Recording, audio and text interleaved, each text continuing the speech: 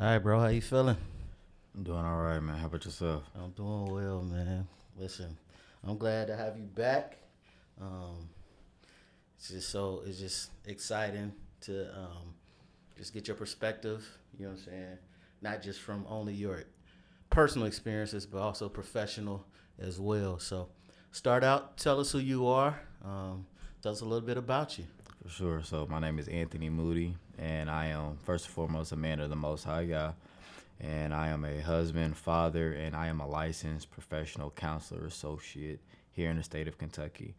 I'm truly all about mindset. One of my own personal mantras: everything starts and ends with your mindset. It's something I live by. Something that guides me through life and has also guided me through my mental health struggles and issues that I've overcome, which is part of the reason why I'm in this space now where I always say like my pain led to my passion, which led to my purpose, which now has led to my profession as well. So I know we'll talk about that a little Yeah, bit. that's dope, bro. Yeah, yeah. That's I always love to hear that pain has led to purpose. A lot of times people say that. I mean, sometimes people just say it just because it sounds good, but maybe give a little more perspective. Maybe not perspective, but elaborate a little more on that. What that means to you? That phrase. What that means to For you? sure. For me, there's always purpose in your pain if you can finally see past it. You know, sometimes the different perspectives that we go through, we all have trauma in our life. We all have some self sabotage. You know, we're not absolved from the things that we do to ourselves that could have led to the consequences of things that we have to deal with.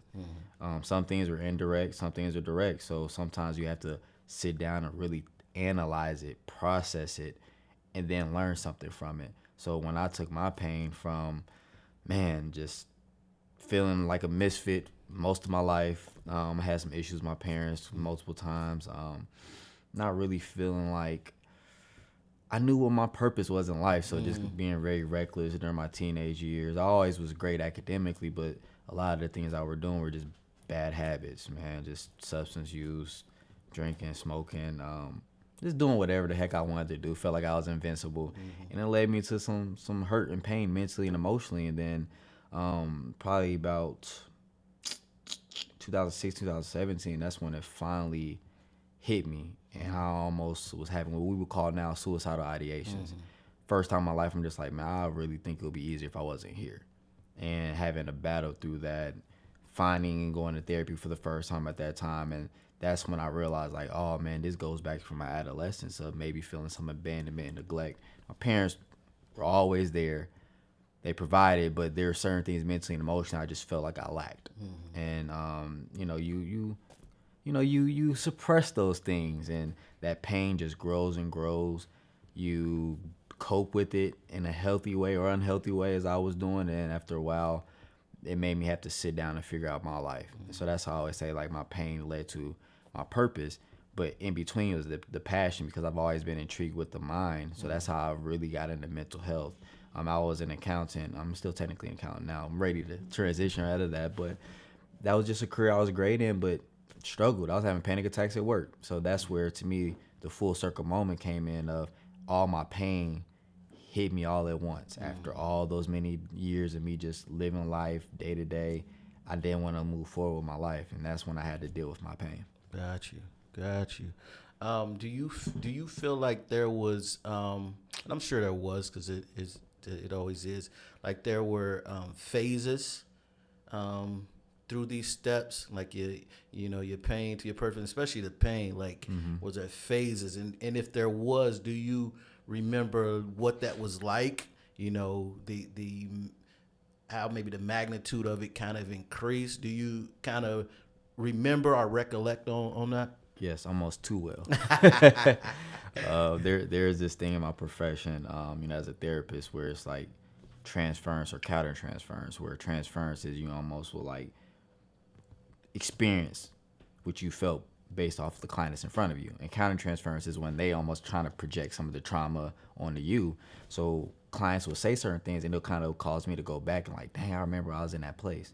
Or dang, I remember I'm maybe still in this place. Like, oh wow, it's affecting me. But that process I think goes back to there's a AAA system that I kind of created for myself is acknowledge, address, and then acknowledge, and then analyze or address after that. Okay. Because you have to have the awareness.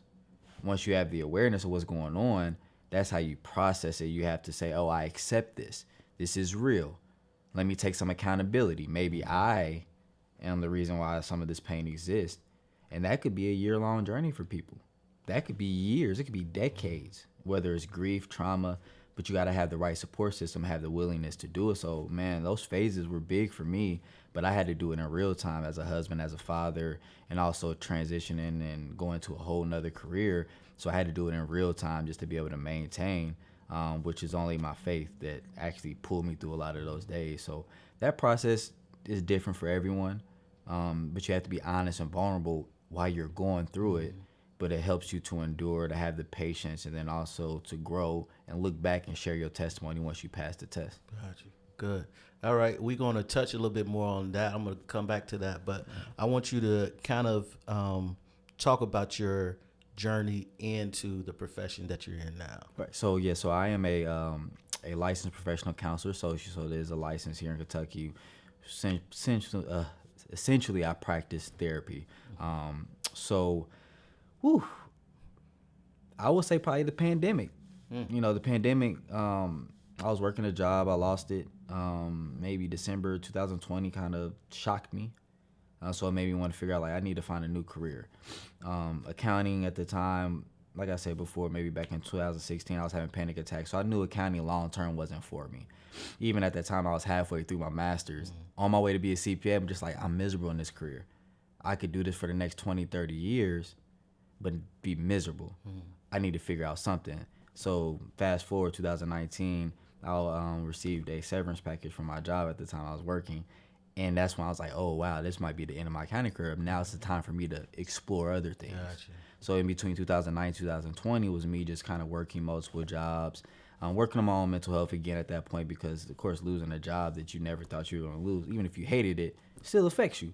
So that's where a lot of that journey, the initial onset of it came into being. And really just, what do I want to do?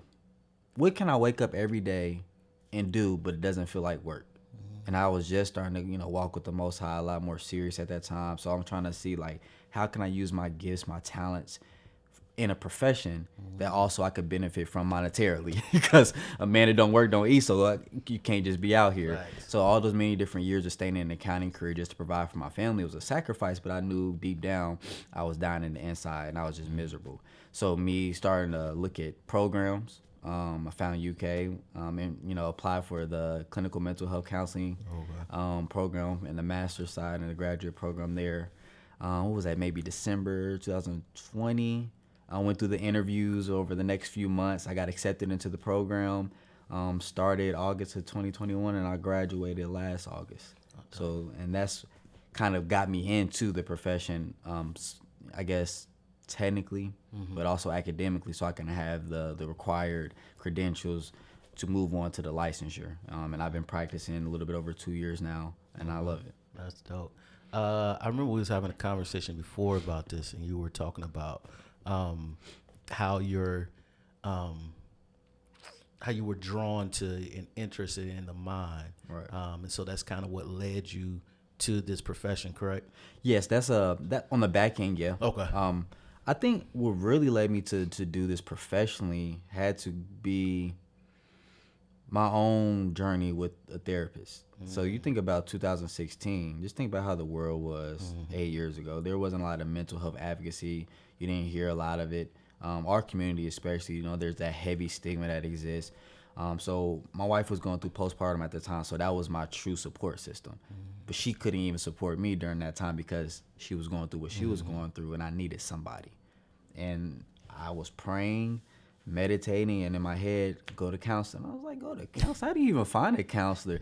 So I think at that time, I think I kind of typed in Google trying to find a counselor. I found one that was like around the corner from the crib. I lived in Cincinnati. And I said, you know what? I'll just try it. And so back in my mind, I started thinking, I was like, this would be a cool, profession just to sit here and you get paid just to talk to people. Right. People sit there and just tell you their problems, their issues, and you can just recommend and just be there for them. And I think that's another part of it. But honestly, I've always been intrigued with the mind. I've Mm-hmm. been hungry for knowledge since I was a child. Like, Mm-hmm. I love to read books. I love to watch documentaries. Mm-hmm. I just love learning about just history in Mm-hmm. general. So when you start understanding the mind, it's one of the least most understood things, because we don't even understand how the brain actually works. They always try to say we only use between 5 or 10% of our Yeah. brain, and like, how did they even come up with that number? Like, so I've always been intrigued with the mind, but never really saw a path to do it as a Mm-hmm. career. So me going through my mental health journey, and then me meeting a Dr. Wilson, Dr. Keith Wilson, has been an integral part of my life.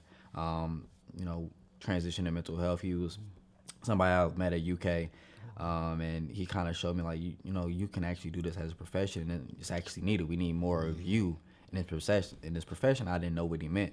Now I know what he meant 4 years later. So it's kind of cool to kind of have that 360 moment. Hey, that's dope, man, and that's so true. Needing more men like you, men of color, um, Christian men, men of faith, and just good, solid, sound men that have walked through their journey and still walking through their journey. So not only do you have the expertise from the book sense, but you have the expertise from your experiences in life, and the fact that you really dove into going through your mental health journey. And I like how you talked about a second ago that reality, like coming to reality, like there is an issue, and that kind of makes me think about the stigma that is in our community, in the black community, and in the male community of not, facing, the man in the mirror, like the song says, Right, right. facing that reality. Could you talk a little bit about that stigma in the black community, in the male community, and kind of some statistics around that as well? For sure. I know from a statistical perspective, there's not so much data that we can actually prove what we actually see, right? We can go back to the history of how they, even black people in general, this could be long-winded, so I'm gonna try my You best to put fine? it You together. But fine? like, Good. how they would study us, put us in wars, and open up our minds. And when people heard that you were going to talk to somebody, they thought you were crazy. They didn't understand mental health illness. Even if we, because we're believers, we talk about how the church viewed it. Oh, it's a demon, it's an unclean spirit. Just pray, just pray. Or, oh, you sin, that's why. So and then you look at it from just a community perspective, like, keep it in the house. Who you talking to them strangers for? Like, why are you talking to other people about our business? Don't you leave this house telling anybody what goes on in this house. As a man, we were also told to bring in that piece. Suck it up. You're a man. Men aren't supposed to talk about their emotions. You're supposed to just deal with it. Go work through it. Man up. You hear that a lot. Then now I'm looking at it from a different perspective, sitting up as a therapist. People just don't know who to trust to open up to talk to. We aren't ever told how to communicate properly. Just think about it as a child. We love when a child starts talking, but they're never actually told how to talk. We don't communicate. We don't have these moments like, hey, how are you emotionally? Even asking a child how their day is, you're gearing them up to be able to talk freely emotionally. We shut kids up. We shut adults up. Oh, that's just how he is. Like, nah, don't be listening to that nonsense. So I ain't got time for that, man. Oh, nah, here, hit this. Now let's go to the bar. Let's go do this. All distractions, all avoidance, because they don't want to deal with it. And it goes back to my AAA system of acknowledge, accept, address. If you don't have the awareness, how can you ever analyze it or actually accept it as your reality? And once you have awareness and you accept it, now you can address it, which means now how do I take action? And if you never get to the point of awareness, you never have someone that loves you to say, hey, man, you're not doing well. We can see the signs. And if you don't have people who love you enough to care about you, it's going to remain a stigma. I mean, sometimes we're too private. We're too private. Like, you got to be able to share things with discipline and with wisdom, because you can't tell everybody your business, especially in this day and age. But there is something to say about people who just feel like they're battling alone and they're never getting the help that they need because there's a stigma. They don't know where to go. They don't know how to talk about these things. They don't even know what's actually affecting them. And a therapist can literally help extrapolate that from you and help you start that process as well. Right. Good. That's good, man. Yeah. I truly. Yeah. I'm truly on board with that. Just that reality piece. Like you gotta realize. All right, I got a problem. I mean, Yeah. because you think about any other if you think about any other profession, not other profession, but anything else like a car. If it's running kind of funny, we gonna get it checked out, right? Run a little Right. diagnostic and You know everything, what I like a mean? little You'll quick plug, one. yeah, Yeah. you'll plug that thing up in there. You know what I mean? So, and just anything else, if our refrigerator or something in the house is not, running properly, we gonna get that checked out. Right. But when our mind is, what I'm saying, there's something a little off, and there are signs, and I'm gonna let you talk about that maybe kind of can make you aware that, okay, something's not right, something's going on. For sure. But a lot of times we ignore those, right? Right. So you want to talk a little bit about that? Like, Yeah. So depending on the mental health issue, disorder, there's always criterias for particular disorders. It's okay to not be okay. We've heard that, right? Mm-hmm. I'm tired of the cliche saying. I add to it. It's okay to not be okay, but once you know you're not okay, why do you stay not okay? Mm-hmm. You got to do something about it. Mm-hmm. So to your point, people know when they're off, but not everyone knows when they're off because they don't spend enough time with themselves. Right. They don't know their body language has changed. They don't know their routines have changed. They don't know their thinking has changed or their thinking has altered. There's physical signs. You could be sick to your stomach, loss of appetite, stress, worry, all that. Battling intrusive thoughts, those negative thoughts that keep coming in your mind, because not every thought that comes into our mind is us. Right. So you have to be able to observe, analyze, cast them down, or be like, nah, we're not doing that. Or sometimes you got to pick it up and be like, why am I thinking this way? That's different. I used to be super positive. Now I'm negative. In men, one of the biggest ones is just unexplainable anger and irritation. In women, they're more so sad. They start isolating. They may not do themselves up, makeup. You may not keep up your hygiene. Like there's so many different actual signs and symptoms that you see. Even something as small as I've noticed in myself where I just don't have an interest in the things that I love to do. All of a sudden, I just don't feel like hooping. I don't want to watch the NBA. Something's off with me then. So just little stuff like that. But you got to know yourself first and be around people who are honest enough to tell you, pull you to the side, like, hey, man, hey, Kenneth, man, is everything okay? I noticed, man, you usually dress up, man. You been in sweats every day, man. Like, I understand you got a day or two when you comfy, but it's been 2 weeks since I seen you in a suit, man. You all right? So that's how you also got to pull someone to a side when you physically notice those things about them. Yeah, that's good. And you was talking about having those people that can almost like accountability partners that can be real with you and can see that something is off. Right. So that means that you've built a rapport. You know what I'm saying? You built a relationship and with someone who cares about you and notices. You know what I'm saying? Who you are, how you respond. So when they see something a little off, they're able to be like, hey, are you good? And they're comfortable enough to come to you. Right. And we got to be open to receive that. You know what I mean? I mean, it ain't no good. You have somebody, accountability partner, somebody, your friend, and they come to you in love and it's just care and concern. And they're like, hey, like you say, you good? Like, you... And then we can't be defensive. Like, what you talking about, bro? I'm good, man. What you talking about? But being able to accept that. What are your thoughts on that? Being able to accept, you know what I'm saying? Right. 3 things come to mind for me. One, people have a tendency to disassociate.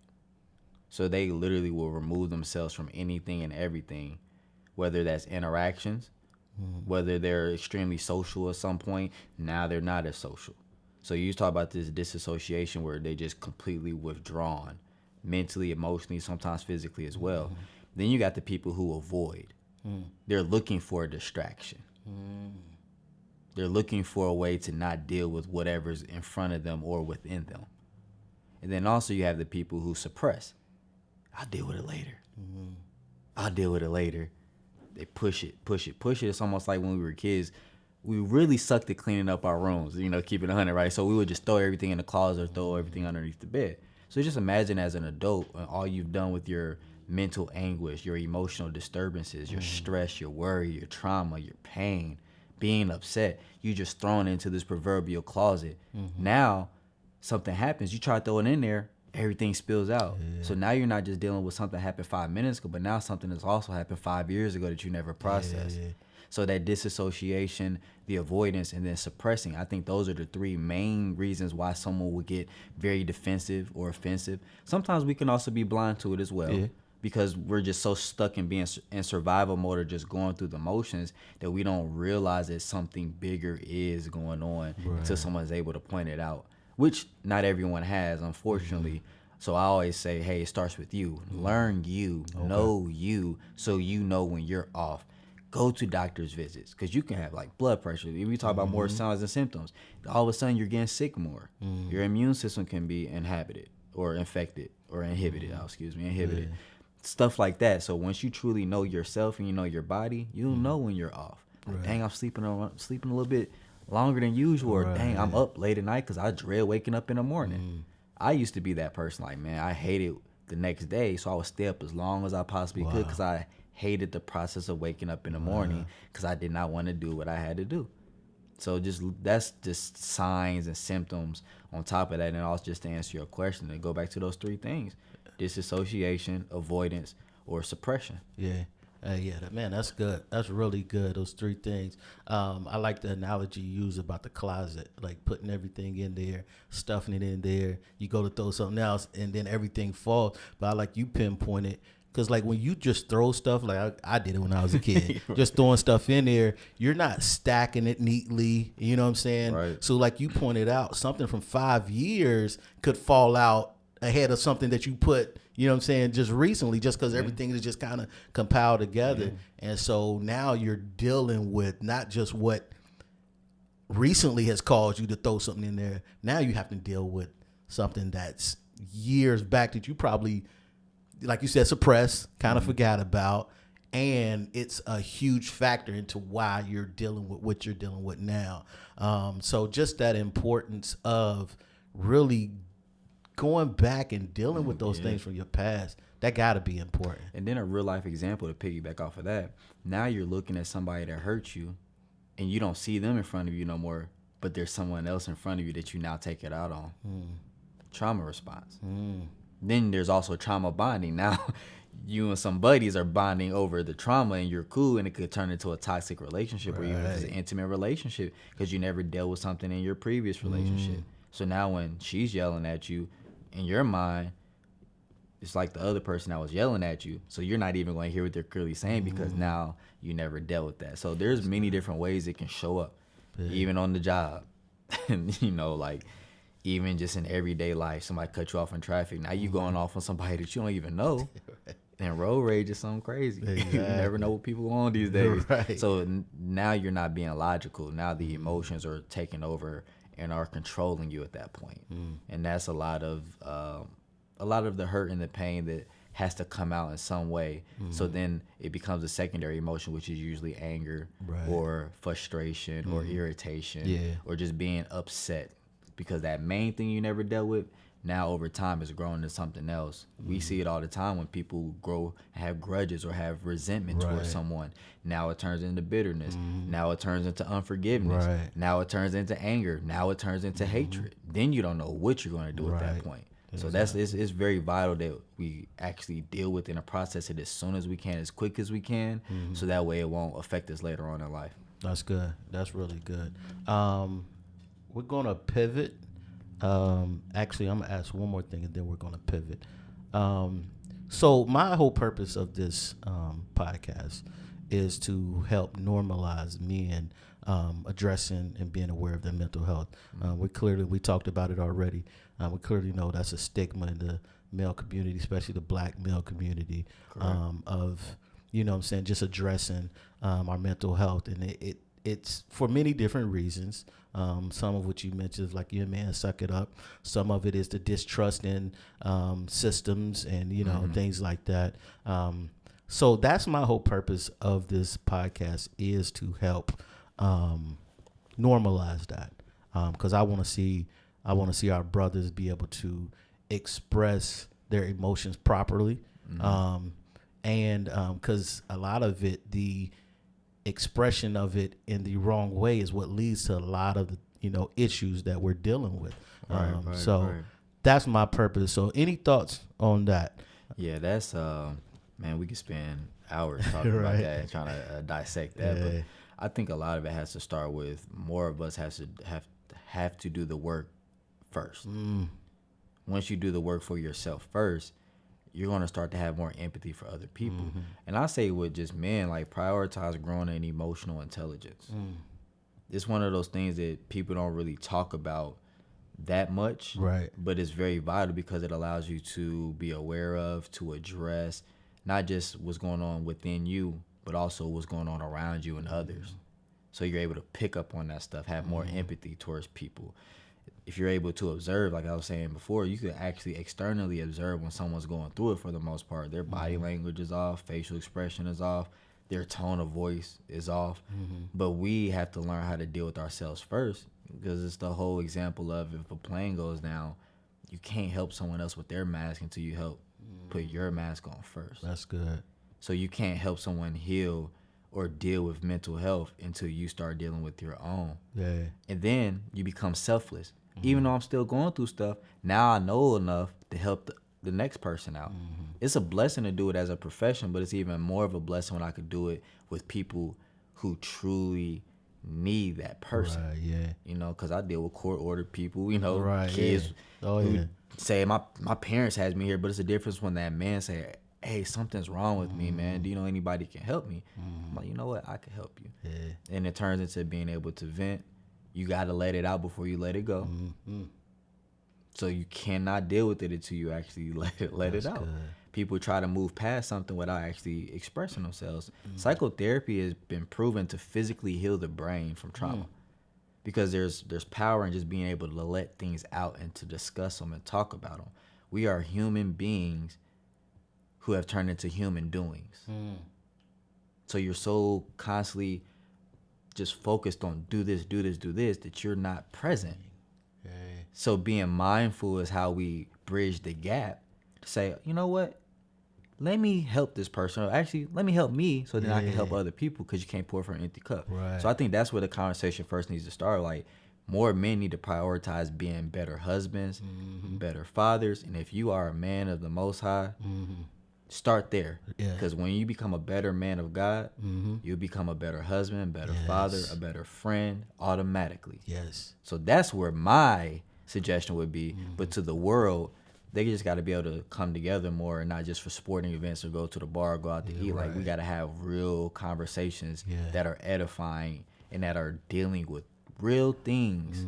Like, I have a father's group coming up. Okay. In the next month, through Trauma Informed Counseling Center Foundation, where it's a father's growth group, where my whole idea and what we are trying to say is we want to create a supportive group for men to come have these conversations, but also to learn. You may know some things that I don't. Right. You may have gone through some things that I haven't. So let's come together, let's collaborate, and let's pour into each other so we can build together. So I think we just got to start getting into these spaces and having more of these real conversations, and then we move to the next step. Yeah. Good. That's good. So what made you write a book, bro? Gotta get the book to find out. Nah, but like, really, man, this caused me to go back to probably my mental health journey. My mental health journey. So I have to go back to that. Started in therapy 2016, and then 2017 at the time I was a habitual weed smoker, to be honest. So that's what I did. That's how I coped. That's how I dealt with things in my life. But I took a break for 30 days and I bought my first study Bible. And I made a promise to myself and a vow to, like, I'm going to read every day in this month. And then try to figure out my life. fast forward 2019, I was going through, I lost that job, and I think it was June 2019. Kind of hurt me, because like, oh, my accounting career is like, oh, wow. But it was a blessing in disguise because I knew I was tired of it. Yeah. So I was able to try new things. So financial advising, I sold Cadillacs for a while. So I was able just to try different things that I never would have tried. And I was actually at UPS at the time working. It was a brand new job. I had just started keeping the Sabbath. And I was going through life just kind of trying to figure out, like, how do I get to this next level? I loved books, but I could not find a book that helped me specifically. A lot of books were good. Yeah. So a lot of it was a result of me wanting to create a system for myself to hold myself accountable for this new mindset that I was trying to grow in. And I kid you not, 4 days, I would start off writing, and I just start typing. Yeah. And I came up with this system. And it's the Safe Pace acronym. It's like run my safe pace. And it involves stewardship, affirmation, faith, earnestness, prudence, augmentation, coherence, and then endurance. And I broke each one of those down with the foundation of a scripture first, but then personal application, but then how do you actually deal with it in your personal life, and how does that help transform you? Right. So I actually honestly just, by the grace of the Most High, created myself a system. Okay. And that's why I wrote the book. I never thought on publishing it. Right, I just wanted something tangible to hold me accountable at that time to continue to keep growing, because I didn't have the big support system. I was kind of more isolated at that time. Okay. And I just wanted to become a better person and wanted something very tangible to help me. So that's essentially how I started and why I started. Okay, dope. So, yeah, that's good. You basically, like you said, you wrote, I don't want to call it a plan, but just kind of like a guideline for. Yeah. I used to call it at one point like a manual. Okay. Or almost like a roadmap. Right. But it's really a system. I'm always big on acronyms. If it's like say my AAA approach or something like that, or but like to run your safe pace. A lot of that came from, rest in power, Nipsey Hussle. But when I was in college, my sophomore year, I was struggling, and that's when I was introduced to him about my freshman year or so, the marathon. Just this whole idea of not everything has to be a sprint. So I started putting that together where safe pace makes sense, because you want to find a safe pace to run. So you want to discover it, you want to run it, then you want to maintain it. Because if you're looking at the Olympics that just went by, like they train so much for that one race. Yeah. And they have a certain endurance where they have to have the right pace from start to finish. Even if they don't start that good, they can still finish. Exactly. So it's not always about how you start, but once you find the right pace, it's going to help you to move forward. Right. Not getting comfortable, but being content and always progressing. So that's what this system did for me. And when I actually put it together, it came alive in my life. And it was able to break it down with biblical principles, but also a mix of my own personal journey in it. Right. So now I'm sitting here reading every so often. I'm just like, wow, it's a checkpoint for me, because 2019, I was still an accountant. Right. Who would have ever thought that I would be a licensed mental health clinician and a therapist? And now that book is almost like the genesis for me. Right, yeah, that's dope, man. I love it, man. I think it's so vital and important that you, like you said, it's good to research, get books, read and get, guidance from other people, but to be able to, one, know yourself, and to be able to formulate a guideline that is personalized for yourself. So that's why I thought this book was really, really dope. I appreciate it. I was looking, I like this coherence part, and let me just read something from it. It says, a mindset of coherence is prioritizing when, how, and where to do any and everything in life. AKA wisdom. Right? Talk to me about that. It's crazy, because it's putting me back in the space when I wrote that. Like, you just sitting there just writing things, and it's like I learn something new from it every time I actually read it, and I wrote it. Because good. Some of the things is like you realize, like, it's been such a long time since I wrote it, but like the application of that was so powerful to me, because it's using your mind to process things and having the wisdom to know when to do things, how to do them, even when to refrain from doing certain things. Yeah. Because sometimes life is about making changes. Sometimes it's adding to it. Sometimes it's subtracting. Sometimes it's Right. completely removing. And then sometimes it's, hey, I need to do more of this. And, being able to know what to do, how to do it, even what to say, I think that shows maturity. It shows emotional intelligence. And then it actually improves the quality of your life and your mindset, because now nothing's going to catch you off guard. Right. And even if something does, you're able to kind of wing it and have some preparation, because you actually spent time preparing for the moment. Because I'm a big planner. But you sometimes got to call it audible. Yeah. And you got to be able to trust the work that you put in and what the Most High is giving you as far as gifts or talents. But really, that mindset of coherence is something that I believe is important from a, like I was saying, emotional intelligence perspective, but also from an interpersonal relationship perspective too, because you gotta know how to deal with people. But it starts with learning how to deal with yourself first. Right. That's so true. That's so good. Yeah. I just like when I read that, it just really stuck out to me, because it's that prioritizing part, and I struggle with it. I ain't gonna lie. Like, even down, I'll just give you a real life situation. Even down to like setting up all of this for this podcast, I'll set up my camera and not completely set everything up. Then I go jump and set up my light.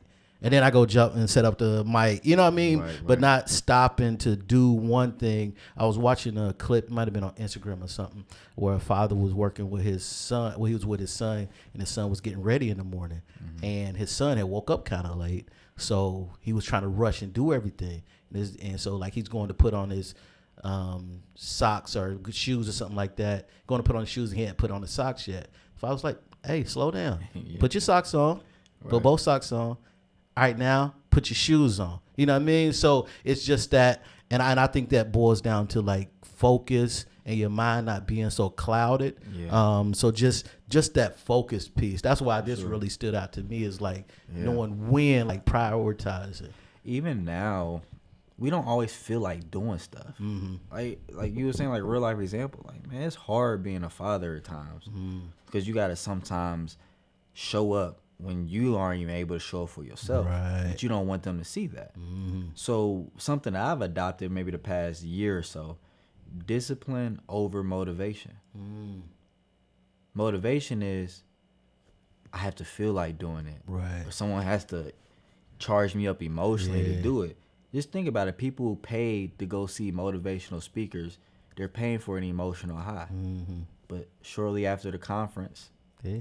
or the webinar goes off, they don't retain anything that they said, because nothing really prioritized their mind. Yeah. So discipline is, even if I don't feel like it, I'm going to do it. So trust in the process. So even being able to prioritize, I would say what's the thief of prioritization? Procrastination. Right.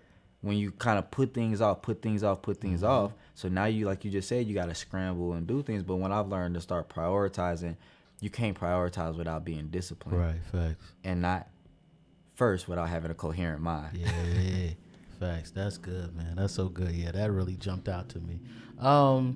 Anything else in this book you want to talk about that really, I don't want to say favorite parts. I'm sure all of it is all of it, yeah. But any other piece you think would be good to pinpoint?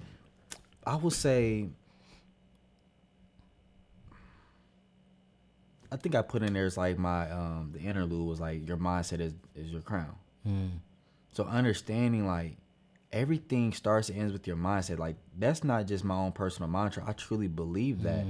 And when you have a mindset, like, I look at mindset as what you believe and how you believe combined with what you think and how you think.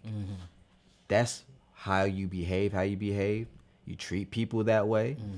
You do things based off of your mindset. So if you don't know your mindset, you're already going to fail. And then you're at the mercy of whoever's controlling your mind.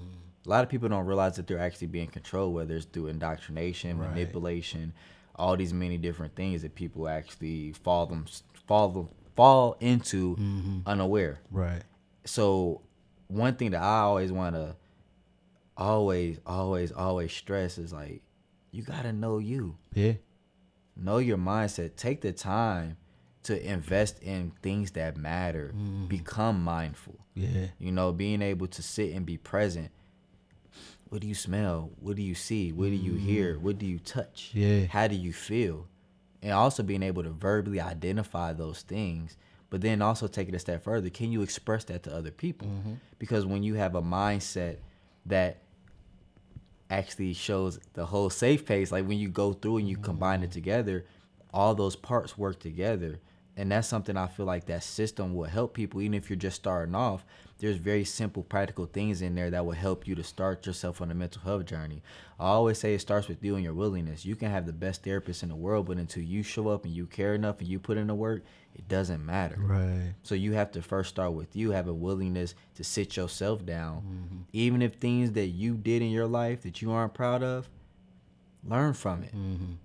Don't allow guilt and shame to creep in, because it's going to cause you to be stagnant, and it's going to cause you to regress, and it might cause you to be out of here sooner than your time. Right.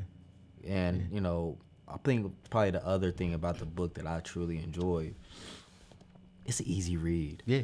You know, it's quick and easy, but it's something you could keep revisiting over and over. It wasn't one of those things where I wanted to be super clinical or super intellectual. It was very practical, very simple in my language. Of course, you could tell my personality when you know me. It's in the book. Right. But a lot of it is just like, trust it. Yeah. Even if you don't like reading, I used to challenge people, like, just try to read 5 pages a day. Even just off the strength of meditating, start with 5 minutes. I think I had in there my 5, 5, and 5. Yeah. Pray for 5 minutes, read for 5 minutes, meditate for 5 minutes. You know, you have to be able to strengthen your mind. We can see going to the gym, working out. You're not gonna get them biceps or be in shape or be able to run a mile after day one. So when you read, you pray, and you meditate, that's strengthening your brain. So now you can process things quicker. Now you can become a critical thinker. Now you're more able to be aware and in tune with everything that's going on around you, instead of just going through the motions and just being like, yeah, I'll deal with it later. Now you want to prioritize dealing with things when you can, because it's going to improve the quality of your life. And mental health is truly important. You know, I always stress it. We all have to deal with mental health, whether you like it or not. Absolutely. And a sick mind will lead to other problems and other issues. But a healthy mind will allow you to overcome whatever life throws at you. That's good. That's good, man. That's so good. I really like, as you was talking, it really stuck out to me what you said earlier, that discipline over motivation. Like, that's so good. I realize in my especially health journey, like working out and stuff like that, I realized when I was making progress, when I was really getting to it, is when I was able, I don't want to say enjoy, but I was able to appreciate the tough parts of working out. You know what I mean? Because a lot of times it's the tough parts of working out that causes us to back away from it. But when we can, if you want to use enjoy, or when you can appreciate those tough parts, then that's that discipline that will allow you to keep going and moving on. So I really like that what you said, a discipline over motivation. Yeah, no pain, no gain. Right. Even like we want to bring in, because you know, bring in like your fitness journey is like the muscles are ripping and tearing before they can build and grow. So when you're on this healing journey, people glamorize it. Right. They don't never talk about the hurt and the pain that's going to start coming up. Yeah. And then once you start to heal, more things now are going to come up, because you're only scratching the surface. Right. You eventually have to get to the root. Yeah. And if you never start with the symptoms, how can you ever get to the root? Exactly. Baby has a fever. You gonna give him Motrin or Tylenol? Yeah, the fever's gonna go away. Yeah. But you never figured out what caused the fever in the first place. Exactly. Same thing with this healing journey, especially when we talk about mental or emotional hurt, pain, trauma, past. It's gonna hurt. Yeah. It's not a fun process. Absolutely not. But like you said, once you say, you know what, you have to commit to it. Yeah. It's the commitment. That's the piece of that's the commitment. Yeah. You embrace the journey and you commit to it, Right. because you're gonna have them days where it's gonna hurt. Oh, Like you yeah. wake up, you walking, like I gotta get some more Absolutely. protein. Like I'm gonna go get a massage. Like, Right. but eventually you start to see the work does pay off, and then it gets easier. Then you Yeah. start challenging yourself. Exactly. But you have to first start off on the ground roots level. Yeah. Deal with the symptoms first. Deal with the signs first. Then start figuring out what's causing it. Yeah. And that's the hard part of the healing journey that most people don't stick it out. Right. And then that's when you start hearing the excuse, oh, that's just how I am. Mm-hmm. Or they'll just cope Right. for the rest of their life with an unhealthy coping strategy or technique. Exactly.